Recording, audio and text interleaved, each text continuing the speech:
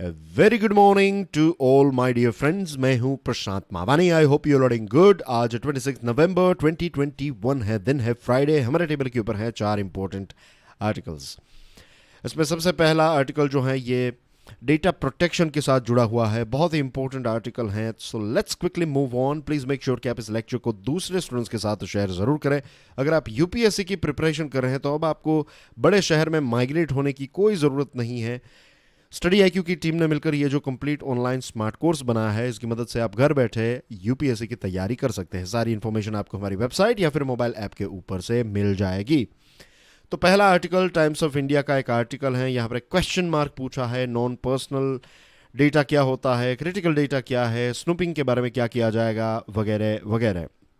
Dear friends, joint parliamentary committee, जिसमें अलग अलग मेंबर्स जो होते हैं, नाम से ही पता चल जाता है कि पार्लियामेंट के जो मेंबर्स हैं उनकी एक कमेटी, एक जॉइंट कमेटी, और इसमें अलग अलग एमपीज़ का एक ग्रुप बनाया जाता है। इसमें अपोजिशन और रूलिंग पार्टी के एमपीज़ भी होते हैं, और जो भी एक पर्टिकुलर टॉपिक है उसके ऊपर डिस्कशन होती है, एनालिसिस किया जाता है। तो यहाँ पर 2 सालों तक डिस्कशन चले। इसका मतलब ये नहीं है कि हर रोज़ ये पार्लियामेंट्री कमेटी इसी चीज़ के बारे में बात कर रही थी, नहीं। टाइम टू टाइम रिसर्च की गई, अलग अलग एंगल से चीज़ों को देखा गया, और finally personal data protection bill 2019 को 2 साल की डिस्कशन के बाद जॉइंट पार्लियामेंट्री कमेटी ने लास्ट मंडे इसको एडॉप्ट किया है, इस रिपोर्ट को एक्सेप्ट किया है। एक रिपोर्ट जो है वो फाइनली अब पार्लियामेंट को दी जाएगी, और ये रिकमेंडेशंस जो हैं ये पार्लियामेंट में रखे जाएंगे आने वाले विंटर सेशन में। इसके बारे में हमें कुछ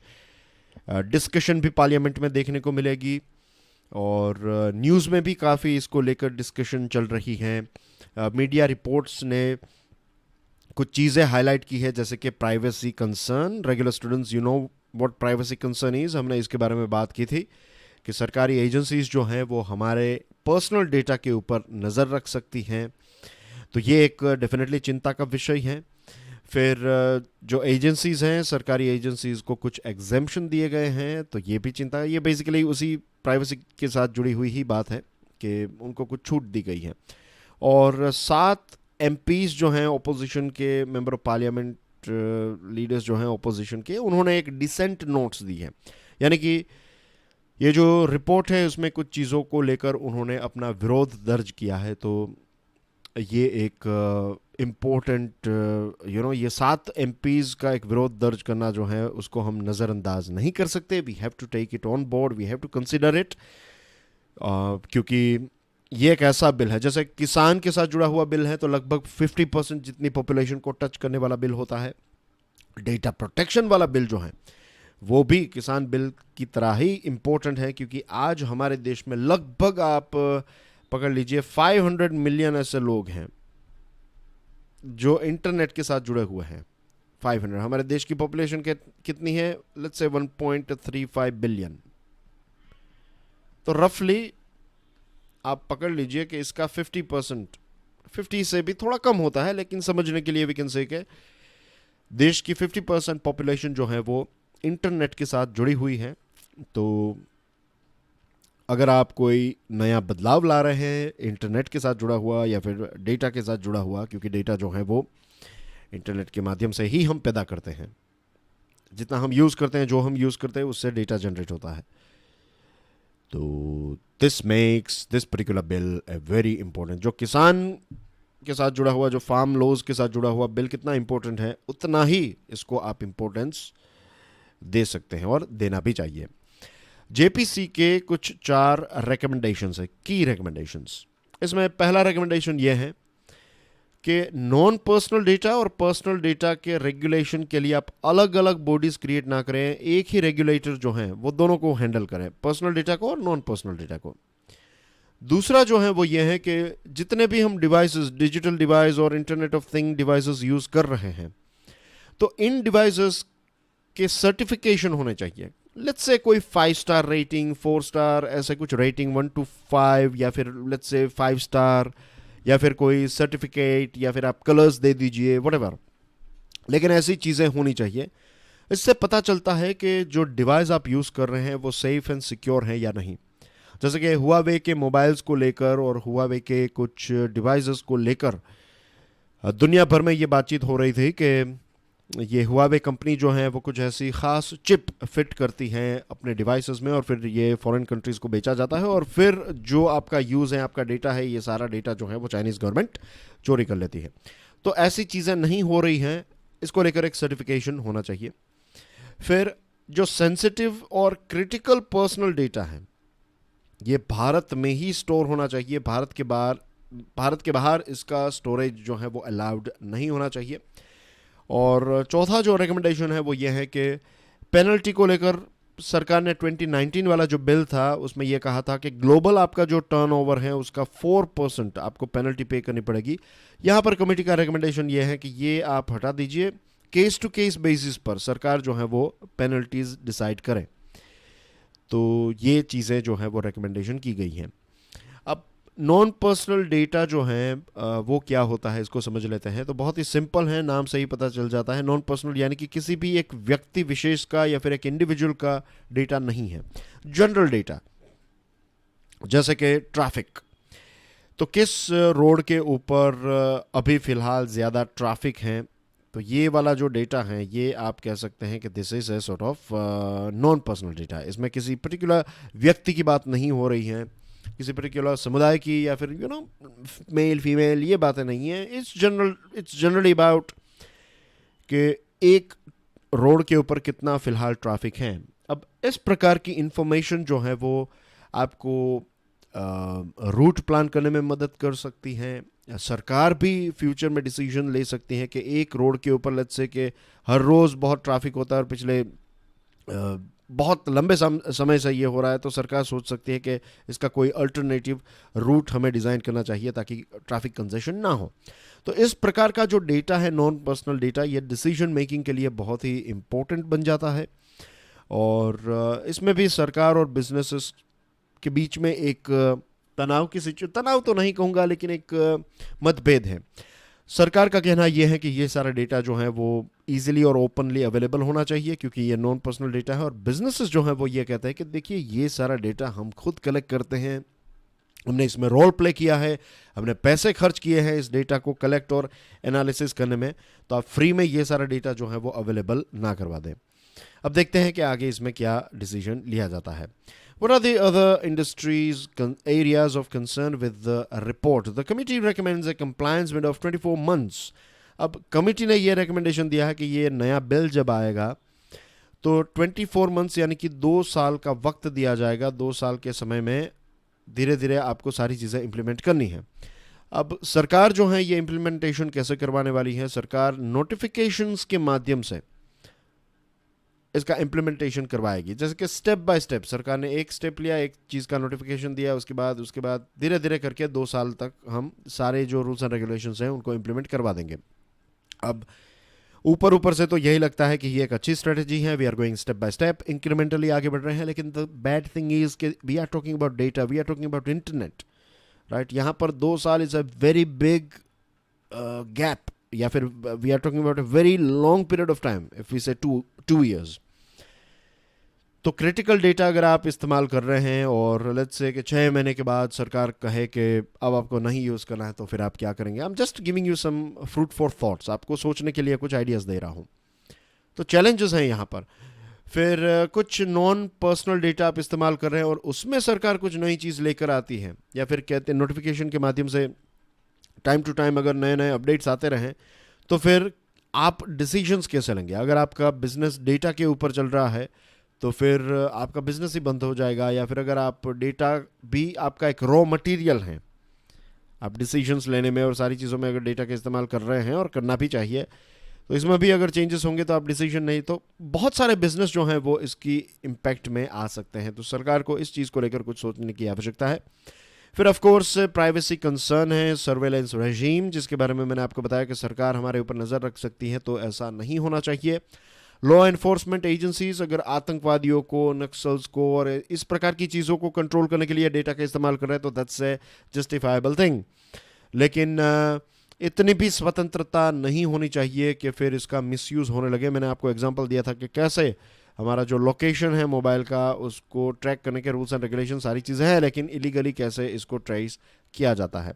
तो स्ट्रॉन्ग चेक्स एंड बैलेंसेस की यहाँ पर आवश्यकता है, और जब हम ऐसा स्ट्रॉन्ग फाउंडेशन क्रिएट करेंगे तो यूरोप जैसा रीजन भी हमारे साथ डेटा शेयर करेगा। जो नॉन पर्सनल डेटा है वो शेयर करने के लिए यूरोप तैयार हो जाएगा। इनफैक्ट यूरोप ने यूएसए के साथ डेटा शेयर करने से मना कर दिया, क्योंकि यूरोप ने ये पाया कि यूरोपियन कोर्ट्स ने ये पाया कि यूएसए के साथ अगर डेटा शेयर करते हैं तो यूएसए अपना डेटा, अपने लोगों का डेटा तो प्रोटेक्ट कर लेगा, लेकिन यूरोपियन लोगों का डेटा का प्रोटेक्शन को लेकर यूएसए की सरकार कोई गारंटी नहीं देती है।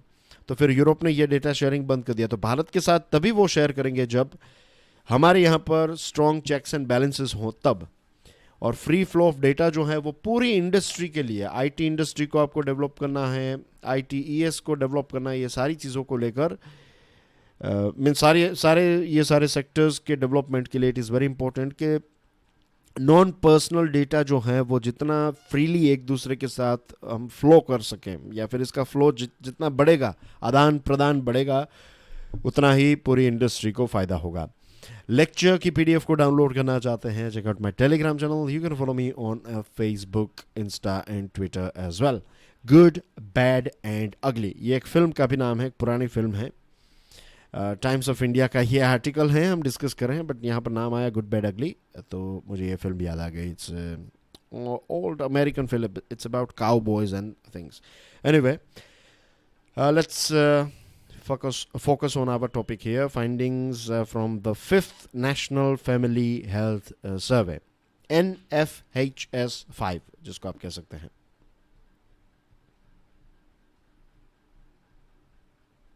ओके, NFHS 5 जो है वो ये कहता है कि भारत का जो टोटल फर्टिलिटी रेट है, टोटल फर्टिलिटी रेट TFR का मतलब क्या होता है? The average number of children born per woman, एक महिला जो है उसके एवरेज कितने बच्चे हैं, that is called total fertility rate. Remember, यहां पर सिर्फ महिला की बात हो रही है, we are not talking about couples here.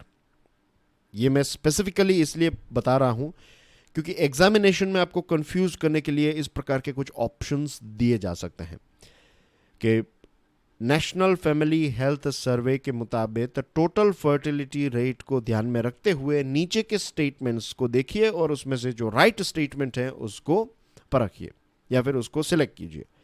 तो इसमें आपको दिया जाएगा कि average number of children born per women, average number of children born per family, average number of children born per couple male and female, या फिर average number of children born per man. उसमें से आपको कोई एक select करना है। तो you should be very clear कि it is all about a particular और पर वुमन, यानी कि एक महिला के कितने बच्चे हैं ऑन एन एवरेज, इसको आप कहते हैं टोटल फर्टिलिटी रेट। तो एक रिप्लेसमेंट लेवल होता है 2.1 से भी कम, अब ये फर्टिलिटी रेट हो चुका है। इसका मतलब ये है कि पर महिला बच्चों की संख्या जो है वो हमारे देश में ड्रॉप हुई है।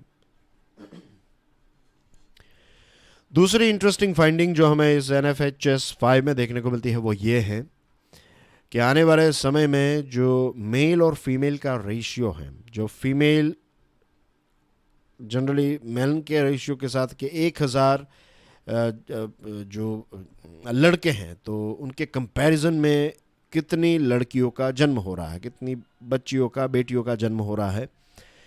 तो अभी तक तो हमने ये देखा है कि 3 डिजिट में ही होता है फीमेल बर्थ रेशियो, लेकिन अब एक इंटरेस्टिंग फाइंडिंग NFHS 5 की ये है कि धीरे धीरे विमेन, मैन को यानी कि मेल जो है उसके मुकाबले फीमेल का बर्थ होगा 1020। So this is a good news for the world, for our country. मैं चाहता हूं कि आप और एक चीज को ऑब्जर्व कीजिए। कुदरत जो है ना, नेचर, अब आप इसको भगवान, अल्लाह, गॉड किसी के साथ भी जोड़ सकते हैं, इट्स अबाउट योर बिलीफ। लेकिन अगर हम देखें कुदरत को, देखें नेचर को, देखें और ख़ास करके मैमल्स की बात करें, स्तनधारियों की बात करें, दूसरे में भी आपको देखने को मिलेगा, but I just want you guys to observe this thing. अब देखना, नेचुरली ज़्यादा फीमेल्स का जन्म होता है. नेचर ने नेचुरली ज़्यादा फीमेल्स पैदा होना जो है, that is a very natural thing. Artificial thing ये है कि कम फीमेल्स पैदा हो रही है, बिकॉज वी नो कि भ्रूण हत्या और ये सारी चीज़ें. आप देखिएगा, अगर आप शेरों में देखेंगे you will find this thing, tigers में देखेंगे you will find this thing, dogs में देखेंगे you will find this thing, human beings में भी अगर आप देखेंगे then you will find this thing. आप थोड़े पीछे चले जाइए, व्हेन आई से थोड़े पीछे आई मीन टू से दादा दादी नाना नानी के टाइम पर चले जाइए, यू विल फाइंड के किसी के 2 चाचा हैं और जो हम कहते हैं फई, यानी कि फादर की सिस्टर्स अगर हम बात करें तो 3 सिस्टर्स हैं, 4 सिस्टर्स हैं, 5 सिस्टर्स हैं. तो पहले ऐसा नेचुरली होता था कि एक कपल जो हैं, मदर और फादर, राइट, ये कपल हैं, आई एम टॉकिंग अबाउट ये पुराना दादा दादी टाइम वाला कपल. अगर आप देखेंगे तो यू विल फाइंड के लड़कों की बात करें, बॉयज़ की, तो 2 बॉयज़ हैं या फिर 3 बॉयज़ हैं, और comparatively you will find 4 girls 5 girls, right. तो ये सिचुएशन ह्यूमन बींग्स की भी थी, लेकिन एज वी नो ये सारी चीज़ों की वजह से ही है. But it's a good thing कि वापस ये जो रेशियो है वो धीरे धीरे जो है वो नेचुरल अब हो रहा है, तो that's a good thing. Only 3 states, Bihar, UP and Jharkhand, Bihar, Uttar Pradesh and Jharkhand have TFRs over 2.1 now. जो नेशनल एवरेज है हमारी, उससे थोड़ा ज़्यादा TFR जो है वो सिर्फ इन 3 राज्यों में देखने को मिल रहा है. बेटी बचाओ बेटी पढ़ाओ, इसने तो एक ज़बरदस्त रिजल्ट पैदा किया. इससे पहले भी जो दूसरी सरकार थी, UPA वाली सरकार, तो उस टाइम पर भी जो स्कीम्स निकाली गई जिनका इम्प्लीमेंटेशन किया गया, और ऑफ कोर्स मोदी सरकार के टाइम पर जो इम्प्लीमेंटेशन हुआ है चीज़ों का, तो उससे काफ़ी एक अच्छा रिजल्ट देखने को मिला है. Educating the girl child has played a very very important role. मैं यहाँ पर एक और चीज़ ऐड करना चाहूँगा. मैं एक किताब पढ़ रहा था, इनफैक्ट पढ़ रहा हूँ, और उस बुक में मैंने काफ़ी इंटरेस्टिंग एग्जांपल देखा कि USA, जो मैं बात कर रहा हूँ कुछ 30 साल 40 साल पहले की, या फिर उससे भी थोड़े अर्ली ईयर्स की बात है, कि दुनिया का सबसे ताकतवर देश, इतना पैसे वाला देश, और वहाँ पर जो इन्फेंट मोर्टालिटी है वो काफ़ी ज़्यादा थी. तो सोच रहे थे, मीन्स देखा कि क्यों ऐसा हो रहा है और इसको सॉल्व करने के लिए क्या किया जा सके. ज़्यादा हॉस्पिटल्स बनाना, ज़्यादा फैसिलिटीज़ प्रोवाइड करना, ज़्यादा डॉक्टर्स, ज़्यादा नर्सेज, कौन सी ऐसी चीज़ें हैं. तो बहुत एक लंबे समय से ये प्रॉब्लम होता रहा, और फिर एक मैनेजमेंट गुरु आते हैं या फिर एक व्यक्ति आते हैं, और उन्होंने देखा कि सिर्फ अगर आपको इन्फेंट मोर्टालिटी कम करना है तो सिर्फ एक चीज़ से आप हॉस्पिटल्स क्रिएट कर देंगे उससे नहीं होगा. आपको न्यूट्रिशन के ऊपर ध्यान रखना होगा, आपको बेटियों की पढ़ाई के ऊपर ध्यान रखना होगा, क्योंकि अगर बेटियां पढ़ी लिखी होगी तो फिर वो उसको न्यूट्रिशन और इन सारी चीज़ों के बारे में पता होगा. फिर अपने बच्चों को भी वो सिखाएगी, वो खुद अपना ख्याल रखेगी, और उनसे पैदा होने वाला बच्चा जो है वो भी रीजनेबली हेल्थी होगा, और फिर नेक्स्ट जनरेशन. तो ऐसे प्रॉब्लम सॉल्व किया. सेम थिंग भारत ने भी की, राइट. भारत ने एक होलिस्टिक तरीके से, एक ऑलराउंड तरीके से चीज़ों के ऊपर काम किया. Girls out of school ratio, जो 11 से 14 साल की बेटियां हैं, तो पहले उनका रेशियो जो 10.3% था, जो गर्ल्स स्कूल के बाहर थी, अब ये कम होकर 4.1 हुआ है. That's a good thing. Not enrolled in school की बात करें 15 से 16 ईयर ओल्ड गर्ल्स की, तो ये 20% था, ये ड्रॉप होकर 13.5 हुआ है. That's a good thing. 15 और 19 की बात करें, 15 से लेकर 19 साल की बेटियों की बात करें, तो प्रेग्नेंट या फिर ऑलरेडी मदर जो हो जाती थी या फिर हो जाती हैं, ऐसी महिलाओं की या फिर लड़कियों की बात करें, तो पहले ये 16% था, अब ड्रॉप होकर 6.8% हुआ है. पहले 54% महिलाओं के पास बैंक अकाउंट्स थे, आज 80% महिलाओं के पास बैंक अकाउंट्स है. पहले 46% महिलाओं के पास मोबाइल फ़ोन्स थे, आज 54% महिलाओं के पास मोबाइल फ़ोन्स हैं. मेंस्ट्रुएशन या फिर पीरियड्स की बात करें, तो उस टाइम पर पहले 57% महिलाओं के पास जो सैनिटरी पैड्स हैं उनका एक्सेस था, आज 77% महिलाएं जो हैं वो हाइजीन मेथड्स का इस्तेमाल कर रही हैं. तो ऑल ओवर देखें तो things are good. Economic situation अभी भी उतनी सही नहीं हुई है। हेल्थ इंश्योरेंस के पॉइंट ऑफ व्यू से देखें तो भी महिलाओं को हेल्थ इंश्योरेंस कवरेज जो है वो अभी भी इतना ज़्यादा नहीं मिल रहा है। और फूड सिक्योरिटी और हमारे जो न्यूट्रिशन सप्लीमेंटेशन के जो प्रोग्राम्स चल रहे हैं, अच्छे प्रोग्राम्स हैं, इनके इरादे अच्छे हैं, लेकिन इम्प्लीमेंटेशन जो है वो फ़िलहाल पर्याप्त नहीं है। आज भी बहुत सारी महिलाएं, लगभग आप पकड़ लीजिए 2 में से जो एक महिला, या फिर हमारे देश की जो 50% जितनी महिलाएं हैं, गर्ल्स और महिलाएं दोनों की बात कर रहा हूँ मैं यहाँ पर, उनको आपको एनीमिया देखने को मिला। एनीमिक है, एनीमिक यानी कि खून की कमी जो कहते हैं ना, आयरन की कमी। तो ये सारी चीज़ें एजुकेशन, लैक ऑफ न्यूट्रिशन, ये सारी चीज़ों की वजह से होता है। और फिर उनकी प्रोडक्टिविटी, नॉट जस्ट रिप्रोडक्शन की बात नहीं हो रहा, ओवरऑल उनकी उनकी एजुकेशन में प्रोडक्टिविटी, उनकी फिज़िकल वर्क में प्रोडक्टिविटी, घर में प्रोडक्टिविटी, उनका health, physical health, mental well being, सारी चीज़ों के ऊपर इसकी इम्पैक्ट हमें देखने को मिलती हैं। इसीलिए हमें आजकल बहुत ज़्यादा IVF सेंटर्स जो हैं वो देखने को भी हमारे देश में मिल रहे हैं। बड़े बड़े शहरों में बहुत ही कॉमन चीज़ होती जा रही है। ये लाइफस्टाइल हमारी चेंज हो गई, and there are other things as well. Progress like 88% institutional births against 78% earlier signify that secondary healthcare systems, community and district hospitals are accessible to more people. Institutional births जो हैं वो अच्छे हुए हैं, improve हुए हैं, और आउट ऑफ पॉकेट एक्सपेंस जो है वो लोगों के कम हुए हैं। तो ये सारी चीज़ें जो हैं वो अच्छी हो रही है हमारे देश में। Airport lessons, Zurich airport international, अब हमारे देश का जो द जेवार या फिर नोएडा इंटरनेशनल एयरपोर्ट, ये ग्रीन फील्ड प्रोजेक्ट है। ग्रीन फील्ड प्रोजेक्ट का मतलब यह है कि स्क्रैच में से, स्क्रैच इन द सेंस के एक ज़मीन है, उसके ऊपर कुछ नहीं है, उसमें से यहाँ पर एक नया एयरपोर्ट, ऑल टुगेदर नया एयरपोर्ट जो है वो क्रिएट किया जा रहा है। और लेट्स होप के टाइमलाइन तक ये एयरपोर्ट, टाइमलाइन जो हमने तय की है तब तक ये एयरपोर्ट जो है वो रेडी हो जाएगा। डियर फ्रेंड्स, बहुत सारी हर्डल्स जो है वो फेस करनी पड़ी थी भारत को। और यहाँ पर हम देखें कि ज्यूरिक एयरपोर्ट, फिर दूसरे एयरपोर्ट जैसे कि दिल्ली और मुंबई का एयरपोर्ट जो है वो प्राइवेट प्लेयर्स को दिया गया। उसके बाद आई थिंक बेंगलुरु का एयरपोर्ट जो है वो प्राइवेट प्लेयर को दिया गया। और आज बहुत सारे एयरपोर्ट्स हमारे देश के जो हैं, अहमदाबाद का एयरपोर्ट हैं, देन आई थिंक जयपुर का एयरपोर्ट हैं। So there are so many airports that are run by private players. और ये एक इंडिकेशन है कि बाहर का इन्वेस्टमेंट जो है वो, प्राइवेट इन्वेस्टमेंट आ रहा है इस क्षेत्र में। और बहुत सारे हर्डल्स फेस करने के बाद अब हम उस लेवल पर पहुंच गए हैं कि भारत में लोग इन्वेस्ट करने के लिए जो हैं वो तैयार हो चुके हैं। ये NCR रीजन में दूसरा इंटरनेशनल एयरपोर्ट होगा। और जैसे मैंने आपको बताया, दोनों के दोनों एयरपोर्ट जो हैं वो प्राइवेट मैनेजमेंट के तहत चलाए जाएंगे।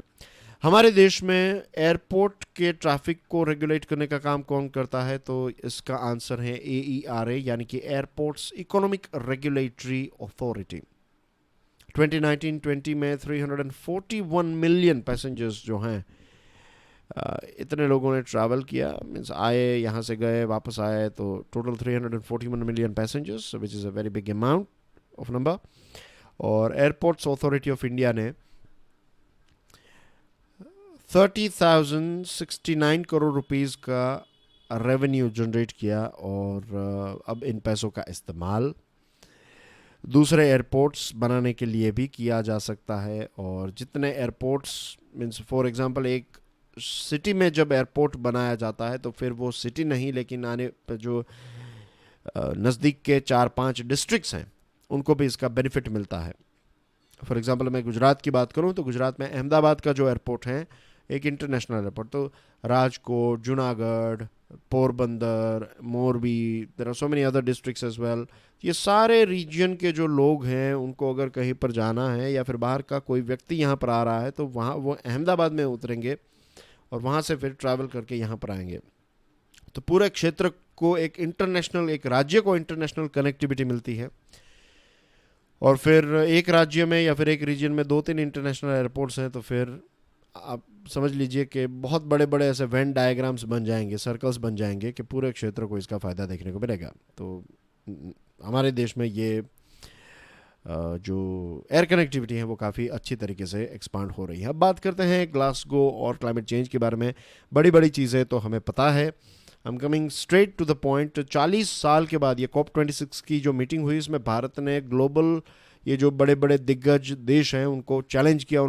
भारत ने क्लियरली बता दिया कि आप जो डेवलपिंग देशों के ऊपर अपनी उंगली उठा रहे हैं, ये जो क्लाइमेट चेंज और ये सारी चीज़ें, पॉल्यूशन जो है वो आपकी बदौलत है। आपने एक लंबे समय से ये सारे पॉल्यूशन और पॉल्यूटेंट्स जो हैं उनको एमिट किया है। तो हम 2050 तक ये अचीव कर लें नेट ज़ीरो, ये हमारे लिए पॉसिबल नहीं है। हम 2070 तक नेट ज़ीरो अचीव करेंगे। और भारत ने ये स्टैंड लिया, इट सेल्फ इंडिकेट्स कि भारत ने एक ग्लोबल लीडर की अपनी जो एक छवि है, ग्लोबल लीडर जो भारत हैं बन सकता है और हैं भी। तो ये हमारे जो कैरेक्टरिस्टिक्स हैं वो हमने डिस्प्ले किए हैं। दूसरी चीज़ कि ग्लोबल एवरेज जो है पर कैपिटा एमिशन, हर एक व्यक्ति कितना एमिट करता है। आप motorcycle, car, electricity, mobile phone, जो भी कंप्यूटर यूज़ कर रहे हैं और मीट कंज्यूम कर रहे हैं, खाना पीना जो खा रहे हैं, वेजिटेरियन फूड भी खा रहे हैं या फिर नॉनवेज खा रहे हैं, बेसिकली फूड कंज्यूम कर रहे हैं, तो सारी चीज़ों को अगर कैलकुलेट किया जाए कि कितना पानी आप पी रहे हैं और उसके लिए भी क्या क्या चीज़ों का इस्तेमाल किया जाता है, तो पर कैपिटा एमिशन जो है वो आज भी दुनिया का जो ग्लोबल एवरेज है उससे कम है हमारा। दूसरी चीज़, जो डेवलपिंग देश हैं उनका जिन्होंने ये कहा है कि 2050 तक हम अचीव कर लेंगे, तो उनकी ग्लोबल एवरेज बहुत ज़्यादा है पर कैपिटा एमिशन। तो उनको फोकस करना होगा, फिर उनको स्टेप्स उठाने पड़ेंगे चीज़ों को ग्रीन करने में, रादर देन ब्लेमिंग अस। फिर पैसों की बात मैंने की है, तो I am not going to deep into it कि पैसे वाले देश जो हैं वो अपने पैसे ट्रांसफ़र करने के लिए और टेक्नोलॉजी ट्रांसफ़र करने के लिए उतने ज़्यादा तैयार नहीं है। कोयले को लेकर वो बातचीत करते रहते हैं। कोयला जो है वो एक मोस्ट अबंडेंट एनर्जी सोर्स है, भारत को इसका इस्तेमाल करना ही पड़ेगा। साथ ही में हमें ये मेक श्योर करना पड़ेगा कि वी एक्सपांड अवर जंगल्स। हमारे जो कोयले से जो हम इलेक्ट्रिसिटी पैदा करते हैं, तो we have to make sure कि वो ज़्यादा से ज़्यादा एफिशिएंट हो, कम से कम कार्बन हम एमिट करें। ये सारी कोशिश हमें करनी होगी। और ये इम्पोर्टेंट इसलिए है क्योंकि जब एक देश में एक इंफ्रास्ट्रक्चर, एक लेवल का इंफ्रास्ट्रक्चर बन जाता है, उसके बाद उस देश का जो एनर्जी का कंजम्पशन है और जो कार्बन एमिशन है वो ड्रॉप हो जाता है। जब तक डेवलपिंग फेज में है तब तक वो कार्बन एमिट जो है वो थोड़ा ज़्यादा करता रहेगा। इसका एक और इजी एग्जांपल दूं आपको। लेट्स से आप अपने पास मोटरसाइकिल्स तो आप चलाते ही होंगे, स्कूटर्स, राइट। तो लेट्स से आपको 80 किलोमीटर पर आवर की स्पीड अचीव करनी है। आप किसी गांव के रास्ते से एक हाईवे को, लेट्स से ये गांव का रास्ता है और ये हाईवे का रास्ता है। अब इस हाईवे का रूल ये है कि आपको 80 kilometre, minimum 80 kilometre per hour की स्पीड पर चलना है, उससे कम नहीं। तो आप यहाँ से आ रहे हैं, राइट, आप 30-40 किलोमीटर की स्पीड पे थे, अब आप इस हाईवे को ज्वाइन कर रहे हैं। तो आप स्टार्टिंग में क्या करेंगे, आप फुल स्पीड, फुल थ्रोटल देने की कोशिश करेंगे कि आप जल्द से जल्द 80 किलोमीटर पर आवर की स्पीड तक पहुँच जाए।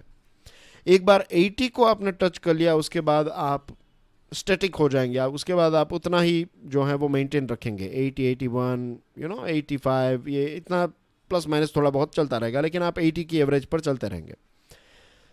तो 30-40 से 80 तक पहुंचने में आपने जो लिवर दिया, आपने एक्सेलरेट किया, गियर चेंजेस किए, एक्सेट्रा, तो उस टाइम पर आपकी एफिशिएंसी, आपकी माइलेज जो है वो अगर आप देखेंगे तो it will be very low. लेकिन फिर एक बार जब आप 80 पर पहुंच गए और 80 पर ही चल रहे हैं तो फिर आपकी एवरेज अच्छी होगी। Same thing goes with the country as well. ये बहुत ही ईजी टू अंडरस्टैंड एग्जांपल है कि हमें एक लेवल तक पहुंचना है, तो उसके लिए हमें ज़्यादा चीज़ें, थोड़ा पोल्यूशन होगा, लेकिन उसके बाद चीज़ें जो है वो नॉर्मल हो जाएगी। तो ये कार्बन कॉलोनियलिज्म के पहले कार्बन उन्होंने यूज़ कर लिया, कार्बन एमिट कर लिया अमीर देशों ने, अब हमारे ऊपर हमें बता रहे हैं कि हमें क्या करना चाहिए क्या नहीं। तो भारत ने जो स्टैंड लिया है तो इसकी काफ़ी प्रशंसा की है डेवलपिंग देशों ने। और भारत और चाइना ने जो स्टैंड लिया है मिलकर, तो अब ये भी है कि G7 जो है, G7 के देश, जो सबसे पैसे वाले देश जो हैं, वेस्टर्न वर्ल्ड के देश, यही सारी चीज़ों को तय करेंगे, ऐसा अब ज़माना नहीं रहा है। भारत अर्बनाइज हो रहा है, भारत इंडस्ट्रियलाइज हो रहा है, भारत में हमें इलेक्ट्रिक व्हीकल्स, रिन्यूएबल एनर्जी, ये सारी चीज़ों का इस्तेमाल भी हम करने लगे हैं। और हमारे देश में अब अभी भी बहुत सारे लोगों को मोबाइल फ़ोन्स अभी भी यूज़ नहीं कर रहे हैं, व्हीकल्स उनके पास नहीं हैं, कार्स उनके पास नहीं है। तो भारत के लिए अच्छी बात ये होगी कि जो अब जो नेक्स्ट लोग जब कार लेंगे, मोटरसाइकिल्स लेंगे, तो we have to create an environment कि वो ईवी खरीदें। तो इस चीज़ को लेकर हमें प्रोसेस, और जितने लोग कार्स और एयरक्राफ्ट और इन सारी चीज़ों का इस्तेमाल करें, तो we have to make sure कि वो ज़्यादा बस और ट्रेन का इस्तेमाल करें। तो इसको लेकर इंफ्रास्ट्रक्चर क्रिएट करना पड़ेगा।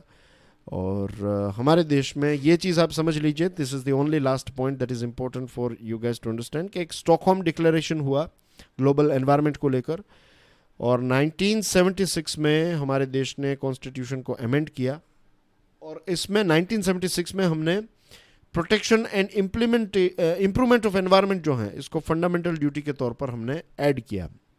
और आर्टिकल 253 है जो पार्लियामेंट को ये शक्ति या फिर ये पावर्स देती हैं कि इंटरनेशनल ट्रीटीज़ और एग्रीमेंट्स को इम्प्लीमेंट करने के लिए पार्लियामेंट को ये पावर देता है, आर्टिकल 253। और आर्टिकल 253 जो है उसके तहत पार्लियामेंट ने एनवायरनमेंट प्रोटेक्शन एक्ट को एनेक्ट किया, उसको पैदा किया, और फिर इसका इम्प्लीमेंटेशन जो है वो चल रहा है। And that's everything in today's discussion. ये है कुछ news items. Please make sure कि अगर वीडियो पसंद आया तो hit the like button, and I will see you tomorrow. Enjoy your studies. God bless you all. जय हिंद।